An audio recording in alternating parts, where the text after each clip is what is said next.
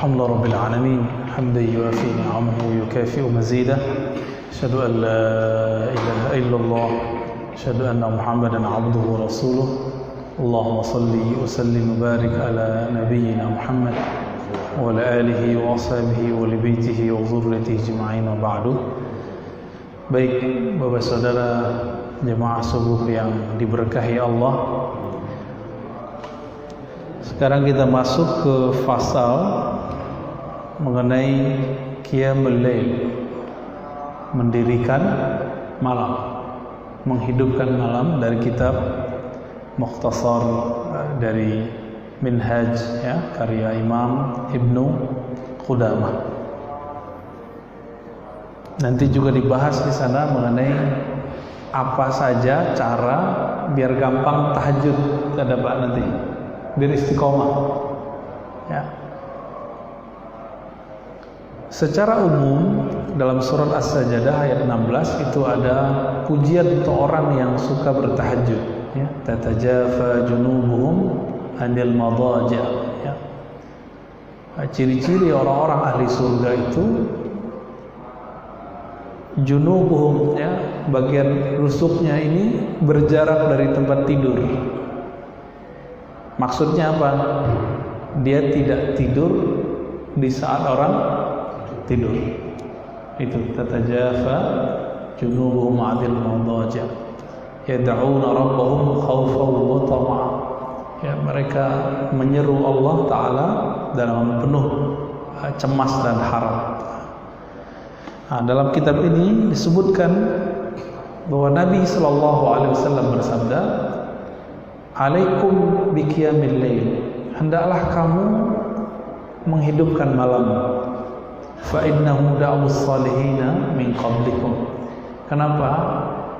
Jadi salah satu amalan tertua yang sudah ada sebelum Nabi Muhammad diutus di Arab itu adalah Qiyamul Lail. Maka beliau mengatakan salah satu karakter atau kebiasaan orang soleh terdahulu adalah tahajud, Qiyamul Lail. Wa huwa qurbatun ila rabbikum wa maghfiratun lisayyi'at.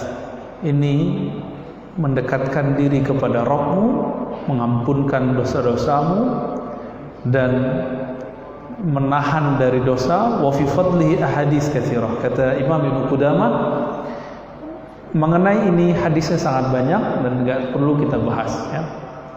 Lalu beliau mengatakan, wa qala al-Hasanul Basri rahmatullah alaihi.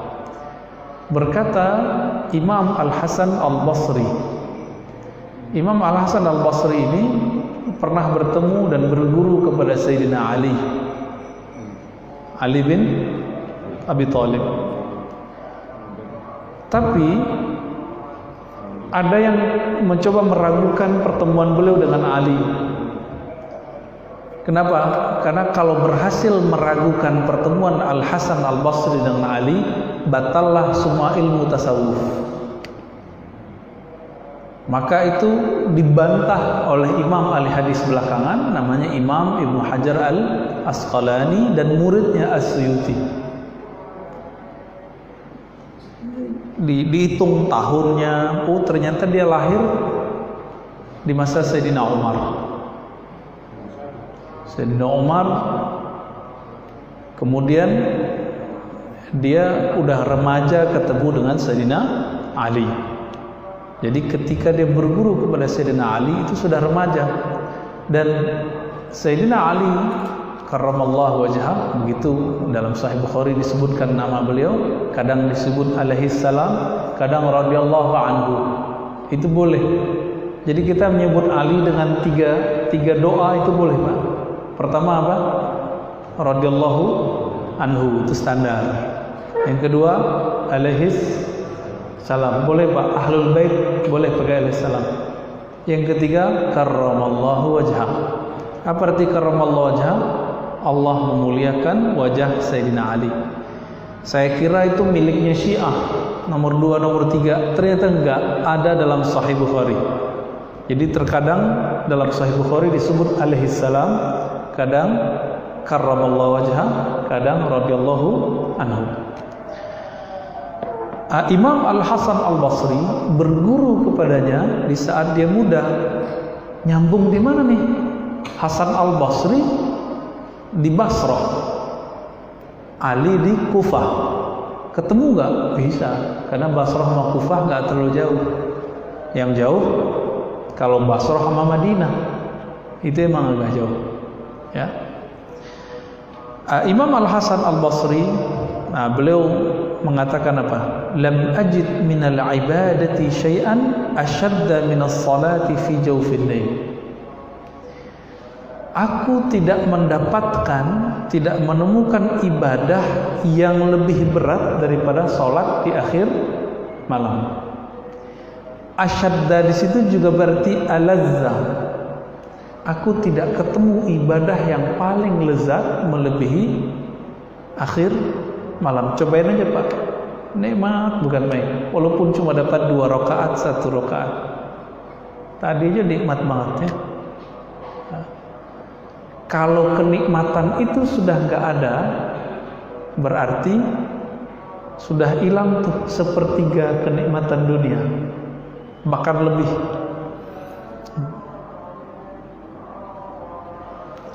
Lalu ada orang bertanya kepada beliau, ya, kenapa orang tahajud itu wajahnya lebih cerah daripada yang nggak tahajud? Ya, di masa beliau nih, ini nggak tahu di zaman ini masih begitu nggak?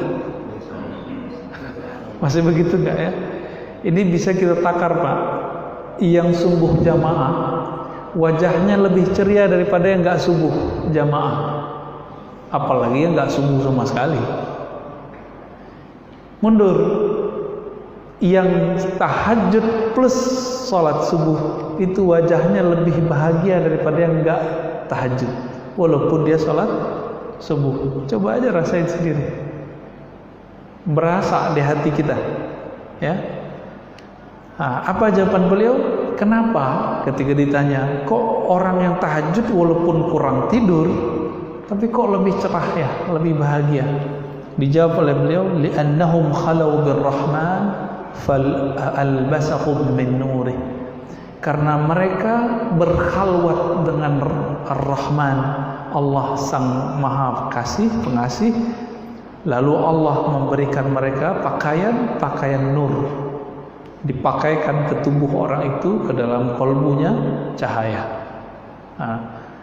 Walaupun tahajud itu malamnya gelap, tapi sholatnya itu cahaya.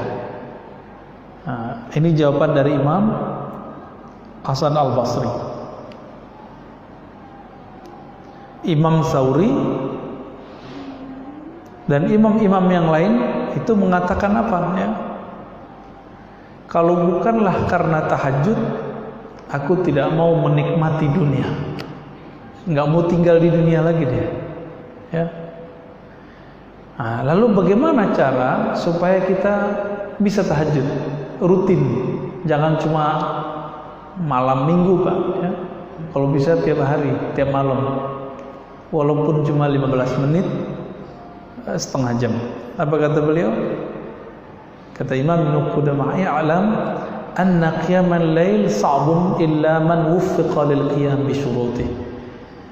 Ketahuilah bahwasannya qiyamul lail itu memang sulit kecuali yang dapat hidayah. Wuffiqa, dapat taufik, hidayah ya, dengan syarat-syarat yang memudahkannya. Nah, ada cara zahir, ada cara batin supaya kita gampang bangun tahajud.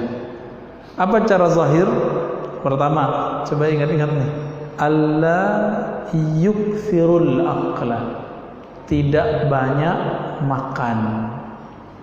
Kalau sekarang kita detailkan, tidak banyak makan yang sifatnya karbo. Nah, ini bahaya Pak.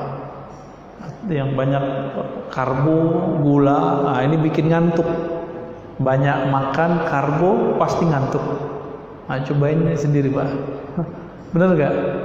Itu sebabnya ciri-ciri dini kita kena gula, habis makan ngantuk. Itu udah ciri-ciri awal tuh. Mulai hati-hati, harus dikurangin nasinya. Wa kana ba'duhum yaqul ya ma'syaral muridin la ta'kulu katsiran fatashrabu katsiran fatanamu katsiran faqtusiru katsiran. Nah, maka ada pesan di sini. Wahai para murid, jangan makan banyak. Karena kalau kamu makan banyak, minummu pasti banyak. Kalau minummu banyak, buang airnya sering, tidurnya juga lama. Fatukhsiru katsiran, nanti kamu ruginya juga banyak. Ini berdasarkan hadis Ibnu Majah, orang yang paling sengsara nanti di akhirat, paling lapar, itu yang lama kenyangnya di dunia. Jadi mumpung Bapak ini kita masih bisa puasa Senin Kamis, puasa Pak, atau minimal 3 hari dalam sebulan. Kita coba ya, insya Allah. Ini kan bulan Rajab, udah masuk Rajab hari kedua ya. Berpuasa di bulan Rajab dianjurkan, tapi bukan karena hadis yang palsu. Bisa bedain? Di bulan Rajab ada hari Senin nggak? Banyak ya? Kirain nggak ada Pak. Karena di luar sana ada orang kurang waras ngomong nggak boleh puasa di bulan Rajab. Katanya beragama. Loh, kenapa nggak boleh? Emang nggak ada hari Senin Kamis di bulan Rajab? Emang nggak ada hari Id? Ya, yang nggak benar itu berpuasa karena hadis palsu yang mengatakan berpuasa 1 hari sama dengan ini 2 hari. Itu yang palsu semua itu. Dan kita sudah sering kaji ya. Jadi silakan berpuasa, tapi bukan karena hadis palsu tersebut. Ya. Yang kedua kata beliau, alla yut'iba nafsahu bin nahar bil a'mal syaqah. Cara zahir yang kedua, tidak terlalu memorsir tenaga di siang hari. Jadi nggak terlalu bekerja berlebihan, olahraga berlebihan. Ini karena dokternya bilang, Bapak ini ada potensi jantung, harus rajin lari. Akhirnya lari. Kalau saya bilangin Bapak ini hatinya bisa mati nih, harus tahajud 1 jam, bisa nggak? Pasti nggak mau ngikutin. Ngikutinnya pasti dokter. Berarti iman kita kan masalah. Percaya dokter, lebih dipercaya dokter daripada ustadz, guru ya. Yang ketiga, alla yatrukal qailulah bin nahar. Tidak meninggalkan tidur qailulah sejenak di siang hari.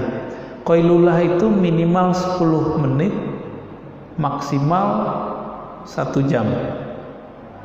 Jangan lebih Pak. Kecuali siangnya begadang. Ya. Ini kalau tidurnya 3 jam siang, itu bukan qailulah, kaisurah namanya. Nah, qailulah itu dalam hadis riwayat Imam Ahmad, Imam Tabrani, Nabi memerintahkan tidur sianglah engkau supaya malammu bangun. Ya, maka tidur mana yang berpahala? Tidur yang niatnya tahajud. Itu dapat pahala tuh. Orang udah tidur nggak ngapa-ngapain dapat pahala Pak. Nah, tidur yang begini. Berarti satu amalan yang mubah itu bisa bernilai pahala kebaikan kalau diniatkan untuk kebaikan setelahnya. Nah, begitu mudahnya beramal dalam agama kita.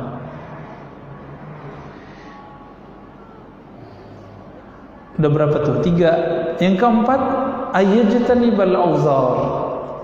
Berusaha meninggalkan dosa. Jadi coba aja Pak, kalau berdosa di siang hari, itu capek badan kita, jiwa kita capek. Makanya kalau tidur jadi lama, ya.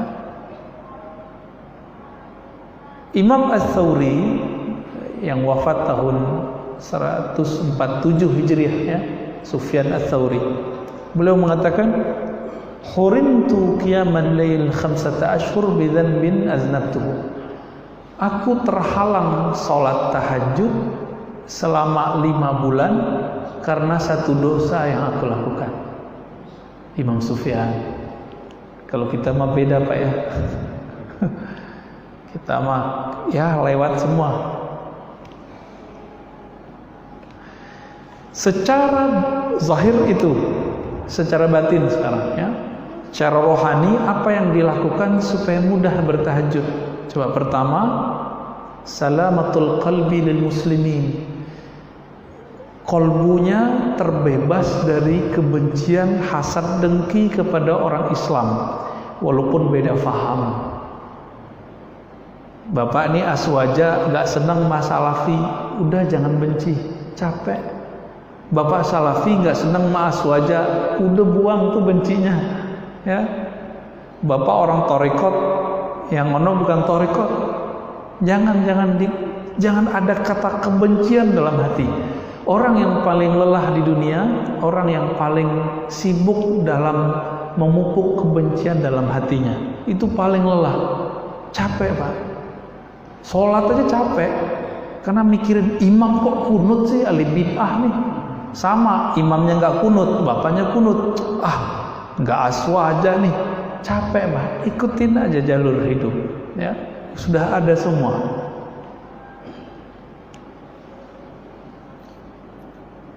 Itu yang pertama. Jadi kolbun salim, kolbu yang selamat, terbebas dari kebencian, ya. Jadi ahli tahajud itu yang bahagia. Jadi ada ahli tahajud tapi dia nggak bahagia, berarti siangnya dia ngapain? Dia masih benci sama orang, atau dia merasa lebih suci dengan tahajudnya daripada orang lain. Nah itu nggak bahagia juga tuh orang, ya. Yang kedua, apa amal yang dilakukan supaya bisa tahajud? Khuluwuhu minal bid'ah, tinggalkan yang bid'ah. Nah ini persoalan lagi nih, bid'ah itu apa? Ya, kita ikuti saja definisi Ibnu Taimiyah. Bid'ah itu ma lam yadulla alaihi dalilun syar'i, yang tidak ada dalil syaraknya. Dalil syarak banyak, Quran, sunnah, ijma', qiyas, uruf, banyak, qaul sahabi, maslahah. Tolong jangan salah definisi mengenai bid'ah, ya. Ini beberapa hari ini saya diminta orang untuk menjelaskan, kok kamu mengkritisi buku Syekh Saleh Fauzan yang dipakai di pesantren modern? Masih hidup beliau Pak. Kenapa? Karena dulu pesantren modern kitabnya kitab ahli sunnah. Kok sekarang ganti pakai kitab tauhid Syekh Saleh Fauzan, yang dia menganggap syirik yang bukan syirik, membid'ahkan yang bukan bid'ah. Lalu dia mengatakan bahwa bid'ah tidak boleh dibagi. Yang membagi bid'ah dia menyalahi Nabi dan dia keliru. Apa dia nggak baca bahwa Imam Syafi'i membagi bid'ah jadi dua? Imam Syafi'i salaf, Syekh Saleh Fauzan baru kemarin, ya kan?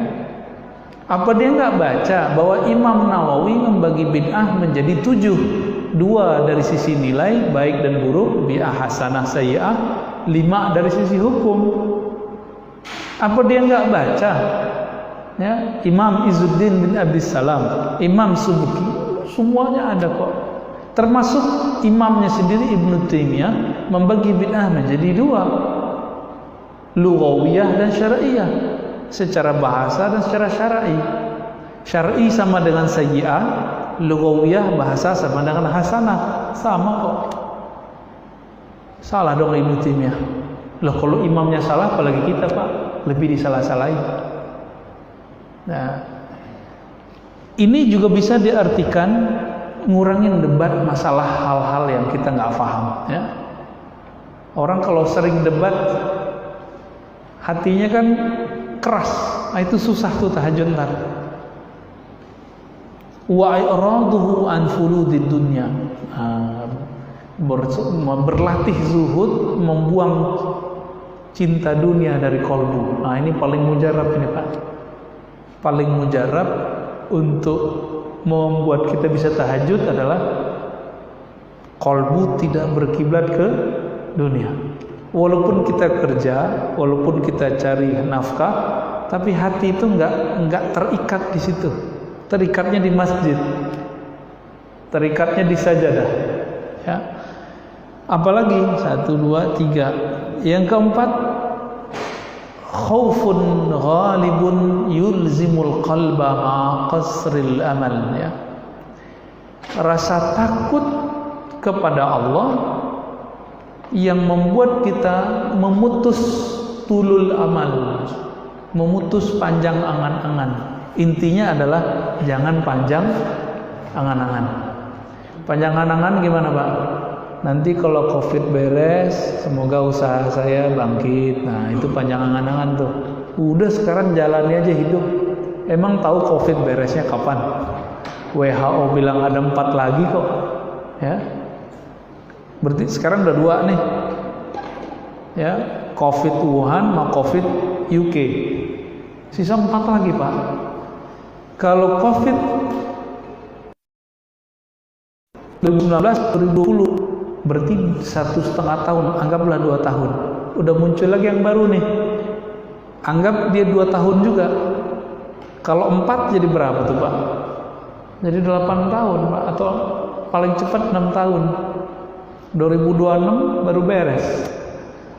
Kalau emang nggak ada virus lagi, ya.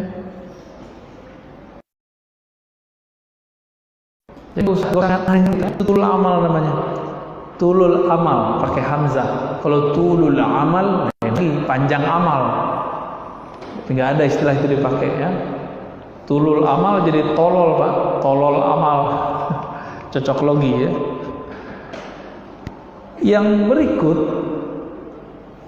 nah ini keilmuan, mengetahui ilmu keutamaan qiyamul lail. Nah, ini perlu kita cari tahu apa sih rahasia qiyamul lail. Ternyata di Quran ciri-ciri ahli surga itu wabil ashari hum yastaghfirun. Sesungguhnya orang-orang yang masuk surga itu mereka punya satu karakter. Di waktu sahur kan waktu tahajud. Hum mereka yastaghfirun, punya wirid. Wirid minta ampun. Minta ampun ada dalam sholat. Rabbighfirli, Rabbighfirli, Rabbighfirli. Duduk antara 2 sujud itu. Nah, jadi orang-orang yang bertahajud lalu dia menghayati istighfarnya, minta ampunnya saat sholat, itu dirindui oleh hur ain, perempuan-perempuan bidadari di surga. Jadi nama bapak ini sudah ada, Pak, di surga, insya Allah. Tapi masalahnya couplingnya kebayar nggak? Saya sering menyampaikan sebuah riwayat bahwa Sayyidina Ibrahim ditemui oleh Nabi Muhammad di malam Mi'raj. Apa kata beliau? Laqitu Ibrahima lailatan usriya bi. Aku bertemu Nabi Ibrahim pada malam aku di Isra'kan, di Mi'rajkan. Apa kata beliau? Nabi Ibrahim, ya Muhammad, akri minni assalam ala ummatik. Akri, ya, bacakan salam kepada umatmu dariku. Tuh, ucapin salam, ya. Masih ingat nggak saya cerita ini? Lupa, ya. Hadisnya Hasan. Jadi Nabi Ibrahim kirim salam, Pak. Saya mau tanya, Nabi Muhammad hidup, ya. Nabi Ibrahim udah wafat. Kok bisa ketemu? Oh, itu Nabi. Loh, ini kan nggak ada pengecualian. Mau Nabi nggak Nabi bisa ketemu, Pak. Bedanya kalau Nabi jadi hukum, kalau wali jadi ilham. Itu aja bedanya. Jadi mungkin nggak hari ini kita ketemu ruhaniyah terdahulu? Mungkin. Apa yang terjadi pada Nabi itu kan diwariskan ke wali, ulama pewaris para Nabi. Kejadian semua, Pak. Apa kata Nabi tadi? Aku bertemu Nabi Ibrahim. Nabi Ibrahim sudah wafat. bisa ngucapin salam lagi. Oh, ternyata selama ini kan kita berpikir kalau orang mati udah gak bisa ngapa-ngapain. Itu nggak ngerti agama orang ngomong begini. Ya, akidahnya nggak sahih. Selama ini kita kegeeran kalau lewat ke kubur kita yang bisa baca salam, ya nggak?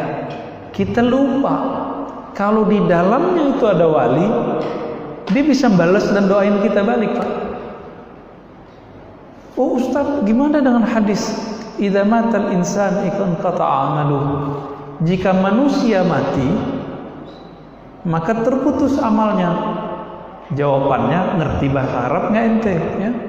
Insan artinya apa? Insan itu pakai tubuh ini. Tubuh ini mati, pulang ke tanah. Masih sisa nggak? Ada jiwa, jiwa di alam barzakh. Masih ada satu lagi nggak? Ada ruh. Ruh dari mana? Dari tanah atau dari Allah? Dari Allah. Maka ruh itu kekal, Pak. Kalau dia mengenal Allah selama di dunia, maka Allah muliakan di akhirat. Allah muliakan di alam barzakh.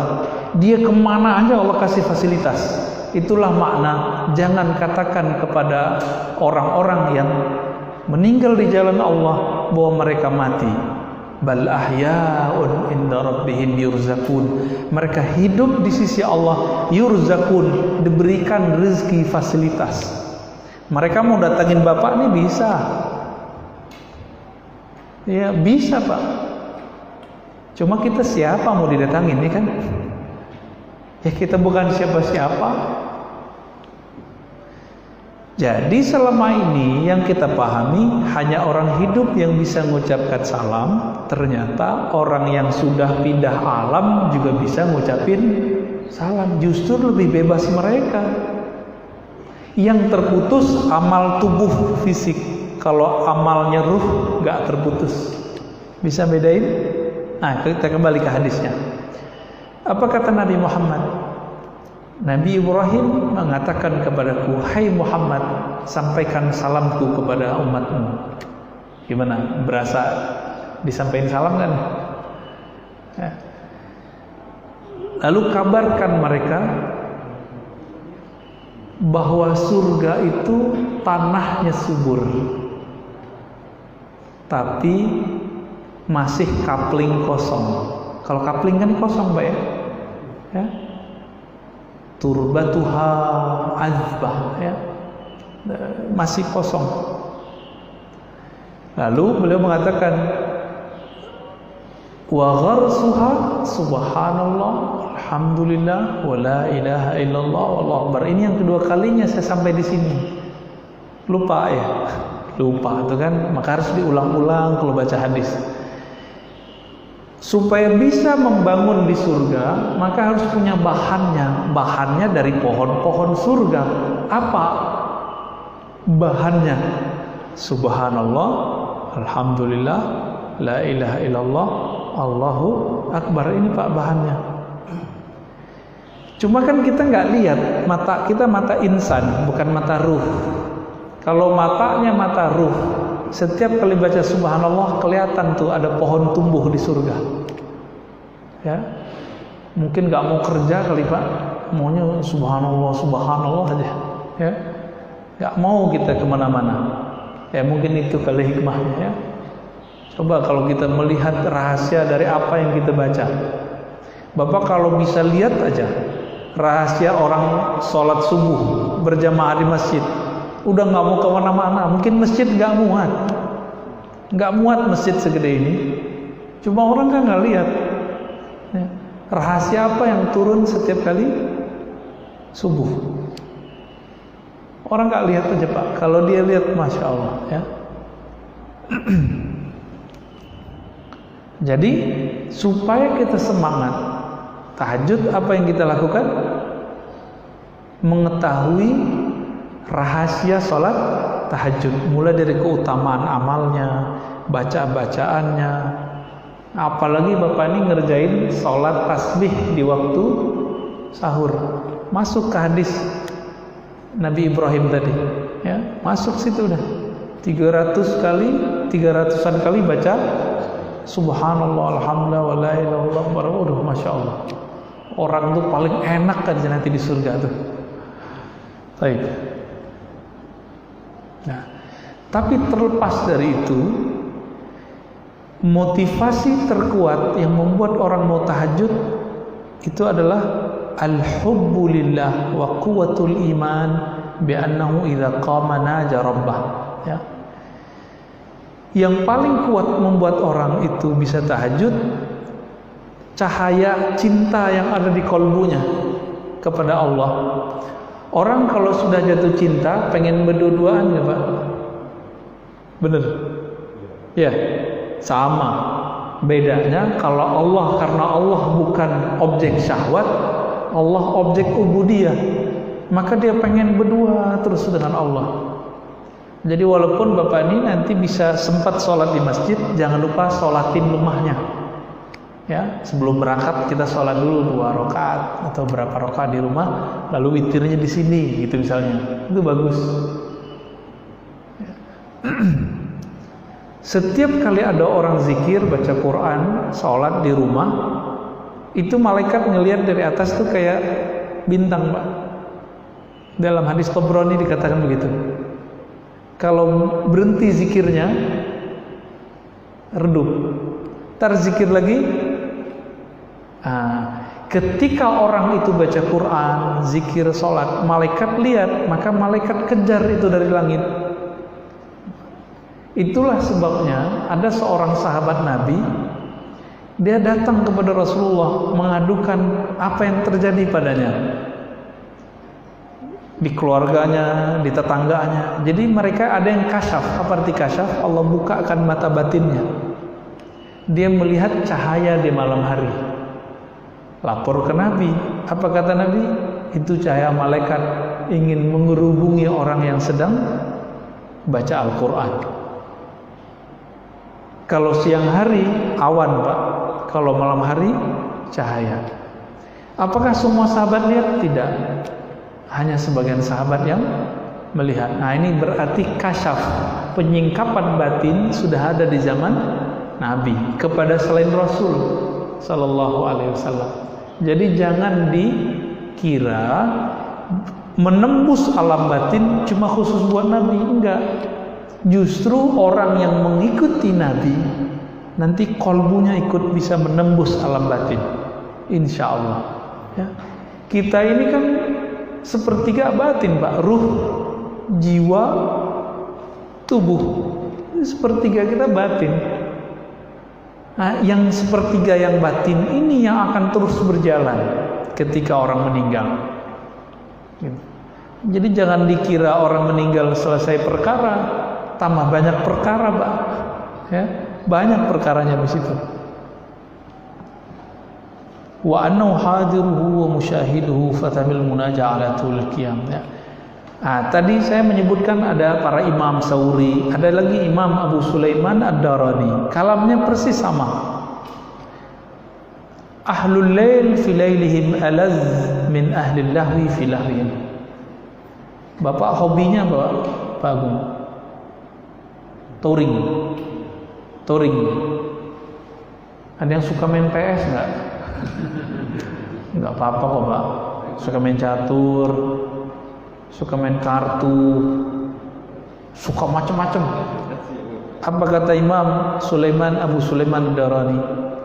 Orang yang hobinya touring, jalan-jalan, main PS, main kartu kan asik sampai kemudian lewat.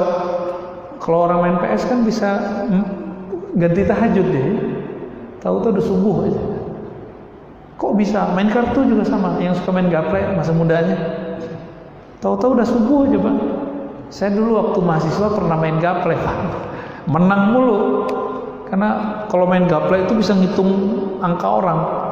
Tapi pas udah belajar sunnah, kitab hadis ke almarhum Kiai Ali Mustafa Yaqub, saya gak berani lagi jaga kehormatan beliau dan kitab yang beliau ajarkan. Ya, adalah namanya, ya, muru'ah. Kata Imam Darani, keasikanmu main, apa yang kamu mainkan itu itu tidak ada apa-apanya dibanding keasikan ahlul lail fi layalihim. Orang tahajud di malam hari, wirid di malam hari lebih asik dari semua itu. Lalu beliau tutup, Pak, walaulal lail ma ahbabtul baqa'a fid dunya. Kalau bukanlah karena malam, aku tidak ingin hidup di dunia. Mati ajalah gitu. Imam siapa nih? Abu Sulaiman Ad-Darani. Ya, Imam Darani. Nyampe di Indonesia jadi Imam Roni. Jadi beliau itu menganggap hanya tahajud itulah sang pelipur laranya setiap hari. Maka Abu Sulaiman Ad-Darani, Imam Sufyan Ats-Tsauri, Imam Sufyan bin Uyainah, mereka ini termasuk Ibnu Mubarak, setiap kali terbit fajar itu nangis. Kenapa? Waktuku bersama kekasih sejatiku habis. Gitu. Kenapa? Nanti setelah itu beliau harus ngajar, harus menjawab fatwa orang, ya. Bukan berarti kalau siang nggak bisa bermunajat, enggak. Beliau itu tempat bertanya orang, dari mana-mana datang cari beliau. Makanya mereka ini jarang tidur malam, Pak. Karena kalau malam masih tidur, kapan lagi bersama Allahnya? Siang sudah diganggu oleh murid, ya.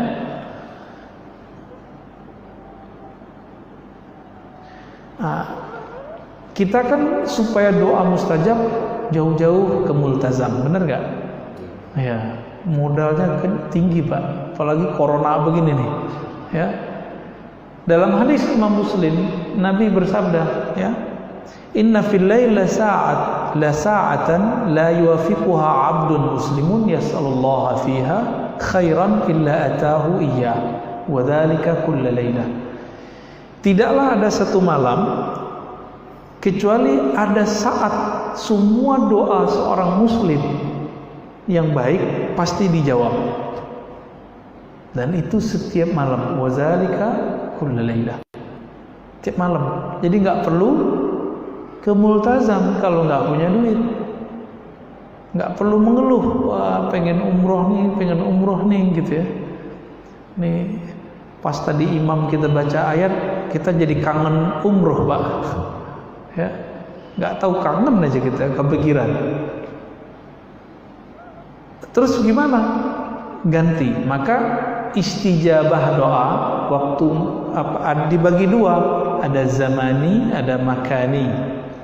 Ada waktu mustajab, ada tempat mustajab.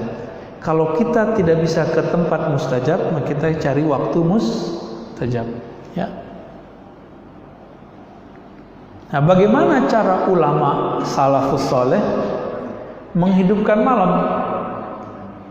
Pertama nih, ayyuhyal laila kullah.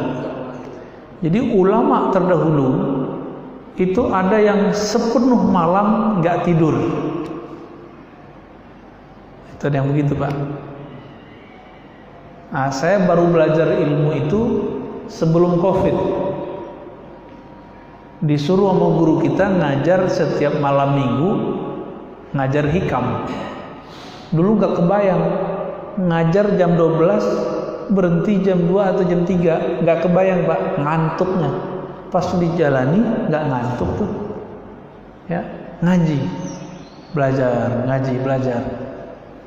Kemudian saya request biar bisa ngaji kepada beliau, dibuat lagi majelis satu lagi, Selasa malam Rabu, mulai biasanya jam 12 mulai, sekarang jam setengah 11, jam 11 udah ngumpul, udah ramai sampai nanti subuh. Nggak ada tidur. Baru saya paham, oh begini ya ulama salaf dulu. Begini Imam Syafi'i dulu kalau ngaji tahu-tahu udah subuh. Diskusi atau menulis tahu-tahu udah subuh. Gitu. Jadi perlu paham hari ini. Padahal kita udah lama ngaji, ternyata ilmu itu nggak ada ujungnya, Pak. Walaupun lama ngaji, lama belajar, tetap ada pasti yang baru, ya. Nah, sebagian ulama salafus saleh itu mereka tidur di awal malam habis isya sampai jam 12-an bangun, sampai subuh dia bangun. Ya. Namun yang paling afdol yang mana? Membagi malam jadi 3, sepertiga tidur, sepertiga disebutkan sih bersama keluarga, ya. Makan minum, sepertiga tidur, sepertiga bersama Allah. Kalau Abu Hurairah lebih unik. Abu Hurairah itu dia punya anak. Anaknya disuruh qiyamul lail sepertiga malam pertama sampai jam 10. Lalu istrinya, saya nggak tahu istrinya atau istrinya Pak. Nanti cek riwayatnya sendiri. Ya. Istrinya disuruh bangun jam 10 sampai jam setengah 2. Lalu dia bangun jam setengah 2 sampai subuh. Maka rumahnya Abu Hurairah tidak berhenti dari cahaya zikrullah. Dan Abu Hurairah punya tasbih, masih ingat? Ya.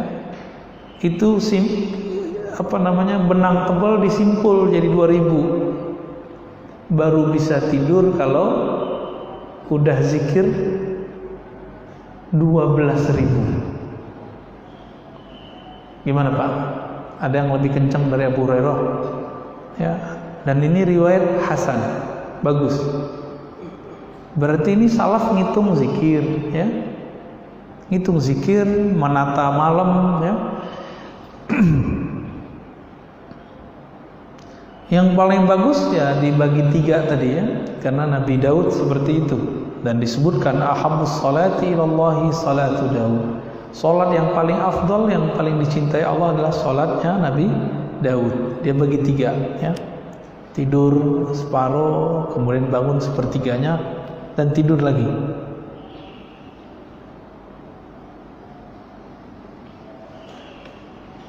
Masih banyak caranya, ya.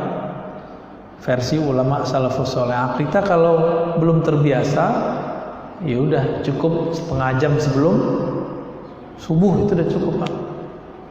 Lebih afdalnya gimana? Dimulai dari jam 2. Jam 2 itu mulai sepertiga terakhir. Kuat nggak? Ini kita kan mau Ramadan nih. Coba mulai Pak.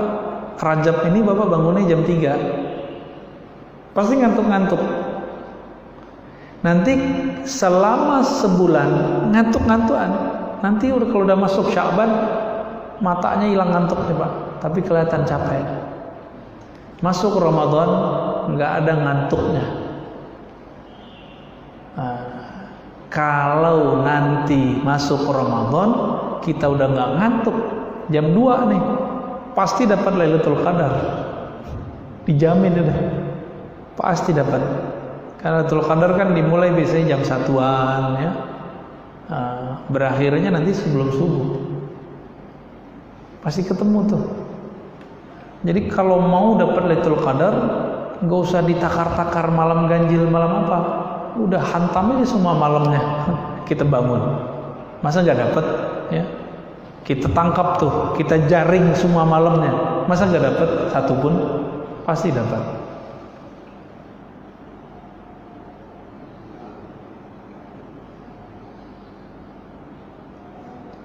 Nah ini banyak orang nanya, bid'ah nggak sih bangunin orang tahajud? Kan di beberapa komplek itu bapak teriak as-shalah, ya kan? Di sini nggak ada, ya. Ternyata dulu ulama salaf begitu, mengambil dari hadis Nabi bahwa Nabi membangunkan keluarganya, tahajud, dibangunin Pak. Coba dulu karena nggak ada toa per rumah, satu rumah didatangin keluarganya Nabi. Nabi mengatakan apa? Fayaqulu as-shalah. Maka membangunkan orang lewat mikrofon itu termasuk sunnah untuk tahajud. Cuma jangan terlalu agak awal Pak. Agak deket-deket ke subuh aja. Kasihan, nggak semua orang kuat, ya. Termasuk mau bunyiin kaset marotal, ya. Jangan terlalu, kan nggak semua orang kuat setengah jam sebelum, janganlah 15 menit aja, 15 menit sebelum subuh, itu lebih baik. Ya, karena nanti kalau ada orang yang terganggu dengan setengah jam sebelum itu, ya kita dosa juga Pak jadinya. Ya.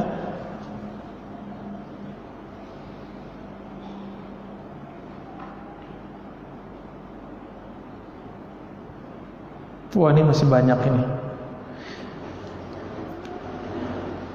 Nah, kita ringkas aja. Wah, Nabi SAW bersabda, autiru ya ahlal Quran. 1. Berwitirlah, sholat malamlah wahai ahli Quran. Jadi keluarga Quran, ahli Quran, ahlul Quran artinya keluarga Quran, itu nggak mesti hafiz. Yang penting mau bangun malam, Fatihah Quran bukan. Saya cuma hafal kul ya ma kulhu. Emang kul ya ma kulhu bukan Quran? Makanya kalau yang hafal Yasin jangan diremehin Pak. Saya cuma hafal Yasin. Loh, Yasin kok cuma? Ya, panjang itu. Silakan baca Yasin. Kalau bisa tabarok. Orang kalau baca tabarok setiap malam dijamin tidak disiksa dalam kuburnya. Itu jaminan dari Nabi. Maka sebutan surat tabarok itu surat munjiah. Ya. Seorang sahabat Nabi lagi itikaf kan zikir. Nah, ini bukti bahwa kita bisa berkomunikasi dengan yang atau mendengarkan alam lain kalau sudah masuk ke alam batin. Dia lagi sholat, lagi zikir, tahu-tahu di bawah tanah terdengar ada orang baca surat tabarok. Lihat di mana kok nggak ada, kok pas di bawah. Jadi ternyata dia buat kemah, tenda untuk iktikaf karena saking udah penuhnya masjid. Di depan bagian luar, di bagian luar itu ada kuburan orang yang suka dulu baca tabarok waktu hidupnya. Tabaroknya kedengeran Pak, masih ada di alam kubur. Ya. Maka Bapak saudara makan Allah, jika benar kita mau jadi penduduk surga, wajib tahajud ya. Ingin dirindui oleh hur ain, wajib tahajud. Nah, saya tutup dengan kisah yang dulu juga pernah saya sampaikan di sini. Pasti lupa lagi tuh. Jadi Imam Sufyan itu mau tahajud ketiduran. Di waktu dia tidur, Allah perjalankan ruhnya masuk ke surga. Mimpi masuk surga. Nyata nggak? Nyata, karena dia ulama waliullah. Wali itu kalau mi'rajnya ruhani, bukan mi'raj fisik. Yang fisik cuma Nabi Muhammad SAW. Ketika masuk surga, Allah pertemukan dengan istrinya dari kalangan bidadari, hur ain. Ngelihat wanita yang bening, putih, lengkap deh, nggak bisa diceritain ya Pak ya. Bidadari itu kan kalau di hadis diceritakan kainnya itu kain benang kain sutra tapi tembus pandang Pak.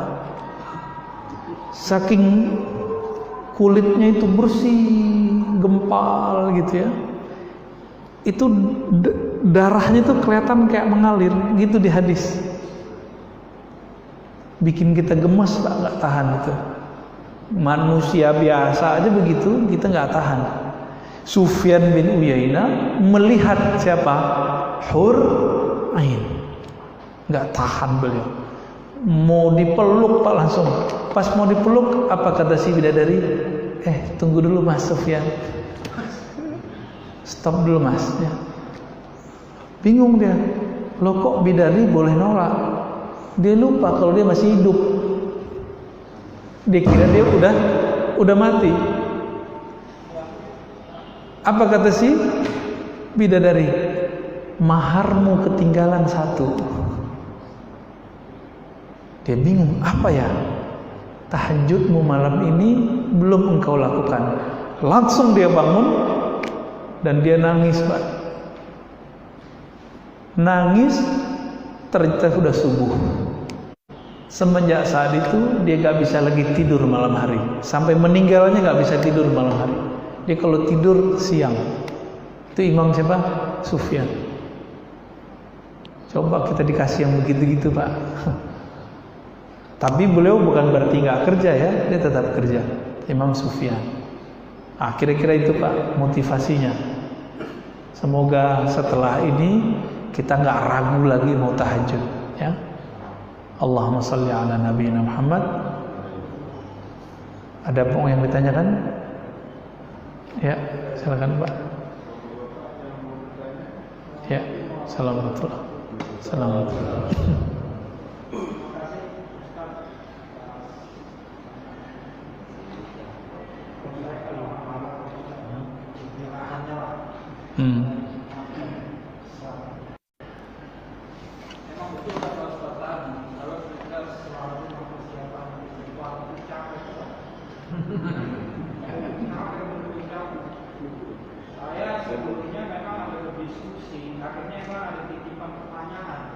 Nggak jadi deh nanya ya.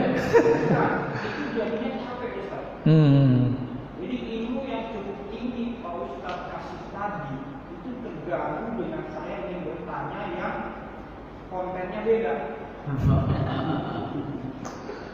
Tapi itu semua saling keterkaitan. Dalam rangka kita kaji. Ada pembahasan kita sebelumnya itu akhirnya pada sama pertanyaan yang saudara angkat. Ya. Sebetulnya tadi sudah menjelaskan sebetulnya, tapi oleh karena yang ada di kehidupan ini saya kurang kusuk akhirnya menerima apa namanya ujangan dari Ustaz tadi. Sebetulnya itu ujangan cukup tinggi dan sudah berjalan. Satu pertanyaan,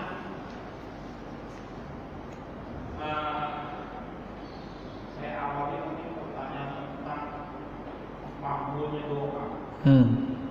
Kalau lihat dari situ kan sebetulnya dengan sendiri kita berdoa pun lebih dekat sama Allah. Selain saya tahu juga bahwa itu lebih dekat dari kami, jadi kalau berdoa sama Allah. Cuma yang jadi pertanyaan di kita ini tentang tawasul yang karena apa namanya perbuatan baik, amalan yang baik itu apa istilahnya itu menjadi pemenang kita. Ya. Jadi bilang tawasul. Jadi kenapa kita jadi doa? Minta baiknya ulama supaya waktu dikabul ulama begitu saya juga nggak tahu istilah tawasul. Saya apa? Terus juga ada tuh ngomong orang tentang ada kuburan di masjid. Sebenarnya kan kayak tadi saya udah bisa tanggung jawab orang yang pamit itu kan baca apa ya. Terus sampai suara dan memang yang saya tangkap mungkin level saya ini masih yang namanya ngaji ini taunya suasana hidup. Tadi Ustaz kan memang masih kajian, memang udah ini udah sampai bicara baru. Nah selama ini kita sih nggak ngerti, misalnya boleh masih hidup, bagaimana tidak ada perjalanan, kita pikir mati itu udah selesai. Yeah. Karena memang keterbatasan. Apalagi saya masih awam pengen Islam, kalau kenal Islam itu juga pengen hebat. Beruntung saya untuk menerima sesuatu yang lebih baik lagi. Makanya saya pahami sebelumnya Jadi saya dalam hal ini ingin dapat keterangan tentang kenapa kita berdoa Oke, tawasul ya. Oke, baik. Makubur di masjid. Ya. Ini beliau mikirnya banyak Pak. Artinya hobi berpikir, makanya mutar dulu ya. Ya. Berarti mau hobi, nggak apa-apa, bagus Pak. Kan ada orang yang langsung-langsungan, itu Arab Badui itu. Nah, ini Arab kota nih. Ya. Tawasul itu kalau ahlu sunnah secara umum itu tawasul diartikan bermediasi ketika berdoa kepada Allah, bermediasi dengan kekasih Allah, yaitu Nabi, orang soleh. Itu namanya tawassul. Mintanya ke siapa? Ke Allah, bermediasi. Dalilnya hadis Imam Tirmizi, kalimatnya Allahumma inni atawajjahu ilaika binabiyyika. Ya Allah, aku menghadap kepada Engkau dengan bermediasi dengan nabimu. Gitu. Ya Muhammad, inni atawajjahu bika ila rabbi. Wahai Muhammad, aku bermediasi dengan menyebut namamu dalam meminta kepada Rabb, kepada Allah. Maka mau orang yang kita jadiin media itu hidup, mati, ada di depan atau tidak, di kalangan ahlu sunnah aswaja itu sama. Karena ruh tidak terbatas oleh ruang dan tempat, dan tidak mati dengan matinya badan. Cuma karena pemahaman awam tadi itu diulamakan gitu, dikultuskan oleh orang, dikira kalau mati udah gak bisa ngapa-ngapain. Akhirnya muncullah ajaran melarang tawasul kepada yang sudah meninggal. Coba kita tawasul sama Nabi, itu sama tubuhnya Nabi? Enggak kan? Sama siapanya? Sama ruhnya Nabi. Kita datang ke ulama wali Allah, kita tawasul dengannya. Tawasul sama tubuhnya, ya sama kayak tubuh kita. Enggak, dengan ruhnya. Gitu. Dan tawasul tidak meminta ke makhluk. Nah, ini ingat. Dan ingat lagi, tawasul bukanlah wajib, dia cuma boleh. Untuk apa tawasul? Sekedar memantapkan permintaan. Karena ada orang kalau nggak tawasul nggak mantep. Cuma dalam bahasa Indonesia tawasul ini terbagi dua. Kirim Fatihah disebut tawasul juga. Nah, itu bukan tawasul namanya sebenarnya, ihda'us tsawab, ya, mengirim pahala. Kirim hadiah pahala, ya.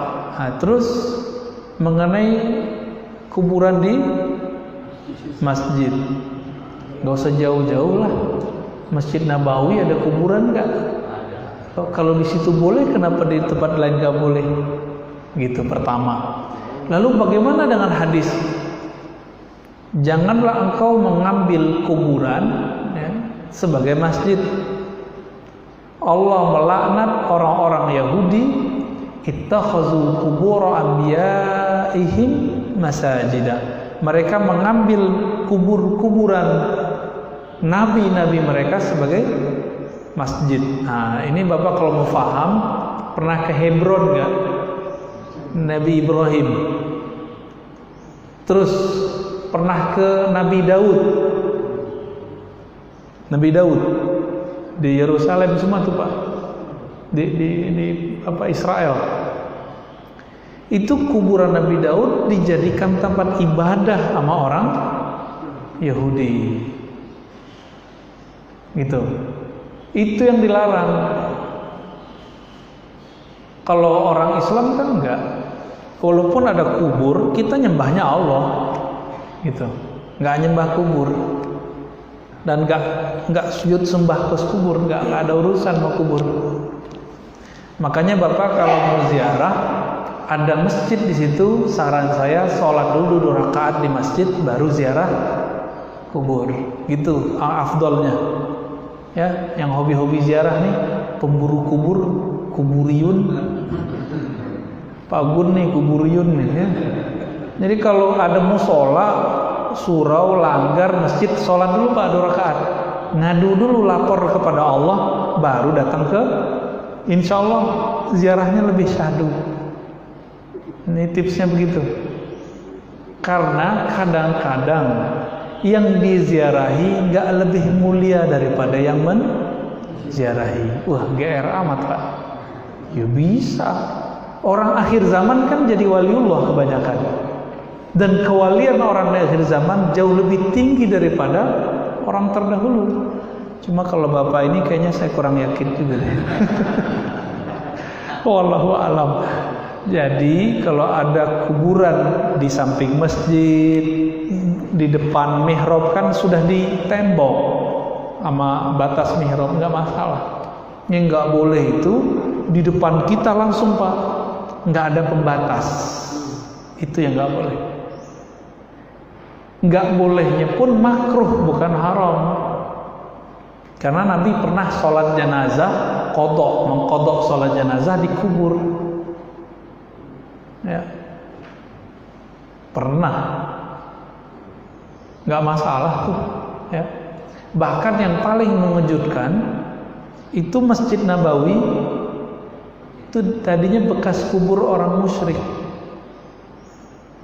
Dipindah-pindahin Pak, karena itu orang musyrik, dipindah-pindahin sebagian. Yang nggak musyrik dibiarin. Itu Masjid Nabawi itu ada di hadis Abu Daud. Ya, apa kata Nabi? Saminuni ala haitikum. Berapa nih harga kebun kalian saya beli? Kebunnya tempat kuburan. Jadi setiap suku menawarkan masjid untuk Nabi, tapi Nabi nggak pilih. Nabi cari tanah yang tidak diminati orang, tanah kuburan itu. Jadi nggak masalah. Cuma Syekh Albani punya kitab judulnya Tahdzirus Sajid, ya, melarang orang sujud di masjid yang ada kubur. Akhirnya senjata makan tuan. Syekh Albani ketika di Madinah dia cuma 3 tahun, nggak mau lagi sholat di Masjid Nabawi Pak, cuma awal aja. Karena di Masjid Nabawi ada kuburan. Sakleknya begitu. Ya, bahkan dia memfatwakan meracuni murid-murid mahasiswa-mahasiswa di sana supaya meminta pemerintah mengeluarkan kuburan Nabi dari masjid. Marah ulama sedunia. Ya, maka dia cuma 3 tahun tuh di Saudi, di masjid dekat dia di Madinah lah, cuma 3 tahunan. Ini ditulis oleh Syekh Said Mamduh dalam disertasinya tentang Itijahat Al-Hadithiyah fil Qarnir Rabi'il Ashar. Ya, di bagian footnote dia tulis, bagian bawahnya. Ya, ada lagi? Oke, ya silakan. Jangan lupa ya. Assalamualaikum warahmatullahi wabarakatuh.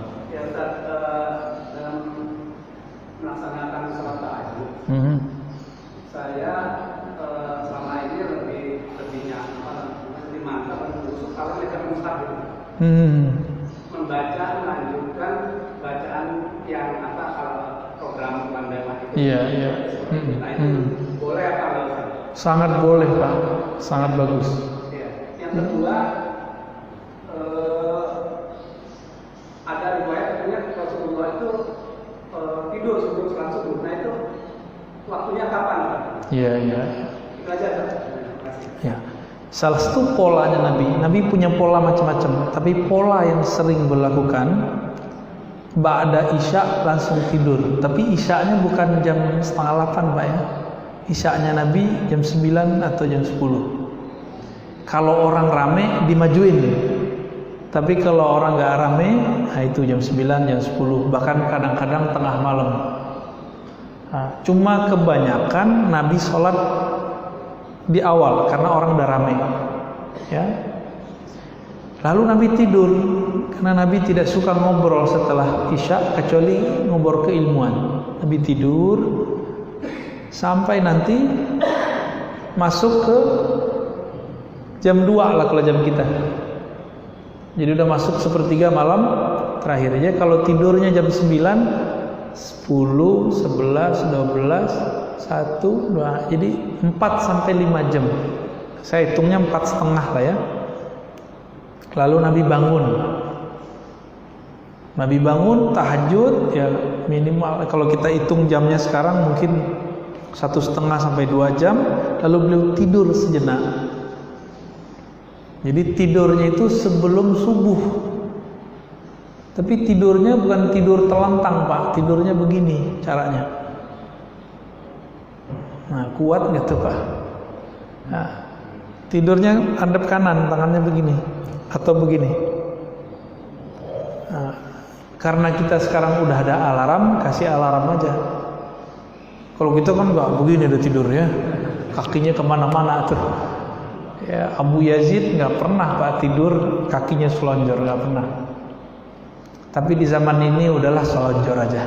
Ya, yang penting ilmunya dibanyakin sekarang. Silakan Pak. Ya. Assalamualaikum. Menarik tadi yang disampaikan bahwa Rasulullah pernah bertemu dengan Ibrahim. Ya. Beliau ketemunya itu apakah ruhnya saja atau ketika dalam hadis yang diriwayatkan oleh Anas bin Malik itu ketika proses Isra Mi'raj bahwa Rasulullah bertemu dengan beberapa orang-orang. Iya. Oke, pertanyaannya bagus nih. Selain itu, apakah ada kalimat lain yang disampaikan oleh para nabi itu selain mengucapkan salam dan selamat? Iya. Oke, pertanyaannya, pertemuan Nabi Muhammad dengan para nabi seperti Nabi Ibrahim dan nabi lain itu pakai fisiknya atau tidak? Jawabannya iya. Boleh pakai fisiknya. Karena fisiknya Nabi itu cahaya, Pak. Nabi kalau bekam darahnya tuh nggak najis. Kalau darah kita najis nggak? Najis. Jika ada batu dari surga di Mekah namanya Hajar Aswad, maka jika ada tubuh dari surga atau tubuh dari cahaya, itulah tubuhnya Nabi Sallallahu Alaihi Wasallam. Bahkan tubuhnya Nabi lebih mulia dari surga dan seisinya. Makanya seorang sahabat ketika mau mengubur darah bekamnya Nabi, dia mikir-mikir, darah Nabi kan nggak najis, darah Nabi kan nur, maka dia makan itu khusus untuk Nabi boleh, maka disebut dengan khasais al-kubra. Al-khasais al-kubra, kekhususan bagi Nabi Sallallahu Alaihi Wasallam. Makanya Sayyidah Aisyah sebelum meninggal dia nyimpan rambut Nabi. Apa katanya? Kalau aku mati, taruh selipin ini di kafanku. Malaikat tahu nggak itu rambut Nabi? Tahu. Kalau malaikat lihat berani nanya nggak? Maka sampai sekarang itu Sayyidah Aisyah nggak bakal ditanya-tanya sama Munkar Nakir, Pak. Kalau kepercayaan ntar kalau kita mati tanya aja Pak. Ya. Ini kita kasih tahu. Selama ini kan kita dikasih tahu oleh orang, oleh guru-guru kita, Munkar Nakir nanya orang dalam kubur. Itu yang ditanya orang mukmin biasa dan munafik. Nabi, wali, dan kafir gak ditanya. Orang kafir udah jelas kafir, gak ditanya Pak. Nabi jelas Nabi. Kualat malaikatnya kalau nanya. Nah kalau wali biasanya kecolongan tuh malaikatnya. Mau nanya, wali nggak jadi nanya Pak. Kira-kira begitu. Kenapa? Wali Allah itu lebih tinggi dari malaikat. Wali Allah lebih tinggi dari malaikat. Malaikat itu makhluk ibadah, makhluk ritual. Wali itu makhluk ma'rifat. Lebih tinggi ma'rifat keilmuan atau ibadah? Tinggi ma'rifat, Pak. Karena wali pewaris para nabi. Cuma karena si wali hidup bukan di masa kenabian sebelum Nabi Muhammad, maka dia jadi wali. Jadi sekarang nih kalau ada wali-wali di dunia hidup sebelum Nabi Muhammad, pasti mereka nabi. Karena tidak ada nabi lagi dengan adanya Nabi Muhammad, pangkat mereka hanya wali. Nanti Nabi Isa muncul, pangkatnya bukan wali lagi, nabi lagi, pangkatnya wali. Cuma dia seorang nabi gitu. Bisa bedain ya. Orang bintangnya bintang 4 tapi bukan panglima, kira-kira begitu. Panglimanya udah dicopot. Kenapa? Karena masanya sudah berubah. Jadi periode kenabiannya udah pensiun lah. Nah, inilah hebatnya umat Muhammad sallallahu alaihi wasallam, ya. penutup kewaliannya adalah Nabi. Canggih nggak kita? Ya, Imam Mahdi jadi imam, makmumnya Nabi Isa. Canggih kita, Pak. Apalagi kalau masuk ke dalam kubur. Maka sahabat-sahabat yang 10, sahabat yang 313 itu nggak berani, Pak, malaikat nanya. Mau nanya, sahabat Rasul nggak jadi nanya gitu. Kira-kira begitu ya. Jadi yang ditanya itu mukmin biasa sama munafik. Kalau kafir pasti nggak ditanya. Wali paling dilihat nggak jadi ditanya. Nabi udah pasti juga nggak ditanya. Tinggal pilih, Pak, biar nggak ditanya mau jadi wali apa jadi kafir. Jadi Nabi kan udah nggak mungkin. Orang aku Nabi sekarang ya kafir, zindik dia. Nah. Tadi apalagi, Pak, saya lupa. Udah ya. Ketemunya itu ruhnya atau Fisiknya. Fisiknya Rasulullah ketemu ruhnya nabi-nabi. Ternyata semua para nabi merindukan bermakmum kepada ruh Nabi Muhammad, tubuh Nabi. Jadi kesempurnaan Nabi 124.000 itu waktu kita mereka bermakmum kepada Rasulullah imamnya. Itu kesempurnaan semua ruh para nabi. Itu yang ditunggu-tunggu sama mereka tuh. Nabi Isa kan minta itu, Pak. Minta menjadi pengikut Rasulullah sallallahu alaihi wasallam. Bapak dulu pernah minta nggak di alam ruh? Lupa kan? Ya nggak tahu, ya mungkin nggak pernah. Cuma Allah pilih. Allah pilih hidup di akhir zaman menjadi umat Nabi Muhammad. Bersyukur nggak kita tuh? Ya harus bersyukur, Pak. Kita hidup jadi umat Nabi Muhammad sallallahu alaihi wasallam. Udah jam berapa nih, Pak? Udah. Oh, udah. 2. Oke, 1 deh. 1, 2. Assalamualaikum. Saya mempersilahkan dikasihkan kita. Memang juga membaca ayat berasanya nikmat. tapi itu berrelasi dengan istilahnya lazatul ilmi. Apa? Lazatul ilmi. Oke. Orang yang kalau kita lihat kayak pesantren ya, habis di sekolah, habis bisa ngaji sampai jam 9.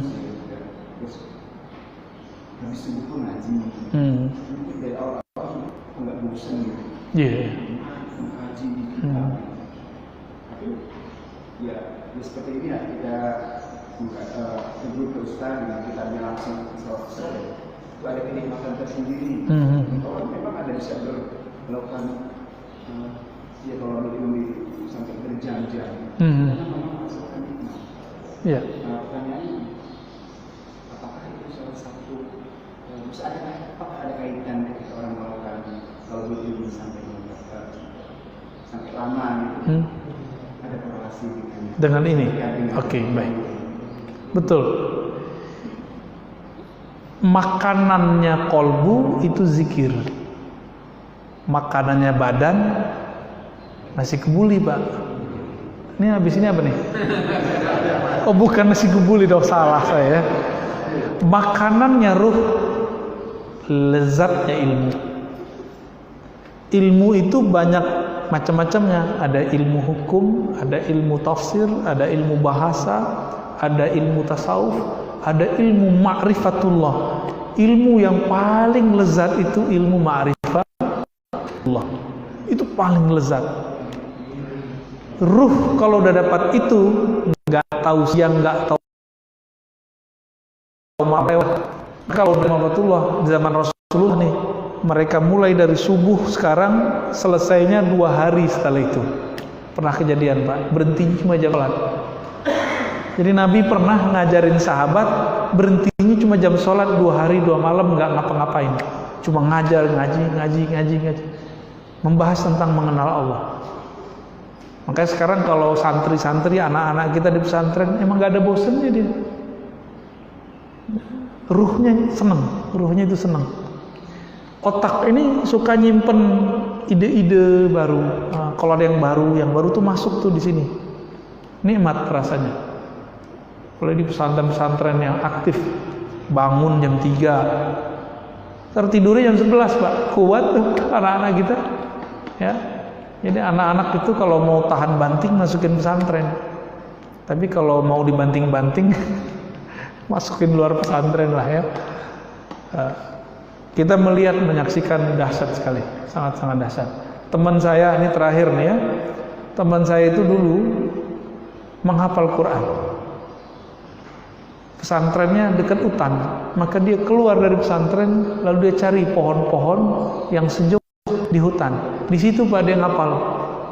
Apa kata dia?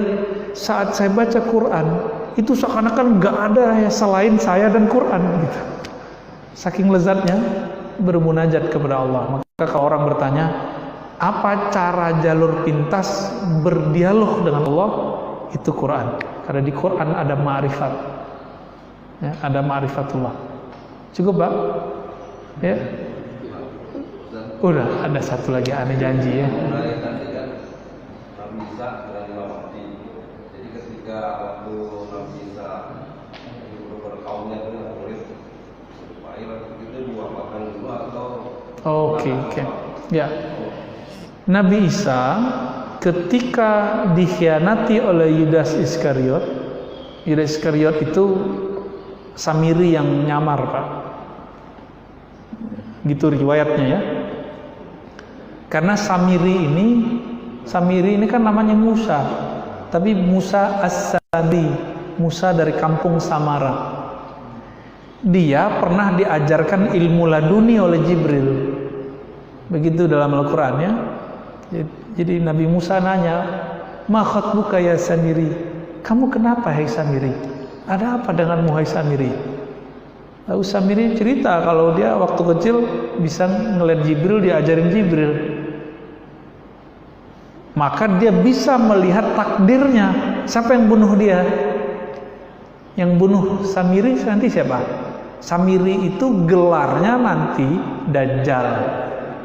Setiap ada nabi itu si Dajjal inilah yang bunuh. Maka dikatakan oleh Nabi Muhammad, tidak adalah seorang nabi setelah Nabi Musa ya, melainkan mereka mengingatkan umatnya supaya hati-hati dengan Samiri. Setiap nabi. Jadi kalau ada nabi siapa yang bunuh dalam pohon, itu yang ngerjain Samiri itu. Ya, Nabi Sulaiman aja pernah perang sama Samiri. Cuma dia nyamar-nyamar dia. Allah kasih hak dia untuk umur panjang karena dikasih Ismul Azam. Ya, tapi dia gunakan untuk hal yang tidak baik. Ya, sakti. Samiri ini lihat di lembaran takdirnya bahwa dia dibunuh oleh Isa bin Maryam. Maka dia nyamarlah jadi murid yang ke-12 ya. Namanya Yudas. Kan ada 2 Yudas. Ada Yudas yang biasa, ada Yudas Iskariot. Yudas Iskariot ini kemudian buat konspirasi untuk mencelakai Nabi Isa. Karena dia tahu nanti yang akan membunuhnya adalah Nabi Isa. Tapi kan Allah punya cara sendiri. Mereka bermakar, Allah pun lebih pintar bermakar. Diselamatkanlah Nabi Isa. Disebutkan dalam ayatnya, inni mutawaffika. Nah, mutawaffi itu aku wafatkan, terjemahan pertama. Tapi terjemahan itu kurang tepat. Mutawaffika artinya kami sempurnakan engkau. Gitu. Jadi nggak dimatikan. Maka ditaruhlah di langit kedua. Jadi setiap kali ada orang naik ke langit 2, pasti ketemu Nabi Isa, Pak. Jadi kalau ada orang ngaku-ngaku nyantri di langit, kan ada tuh kiai nyantri di langit. Gua nih lama nih di langit. Tanya aja ketemu nggak sama Nabi Isa? Ya, kalau nggak langitan tuh Pak ya, di Tuban tempatnya. Ya, Pak Isa ada di sono Pak Isa. Gitu Pak. Ya.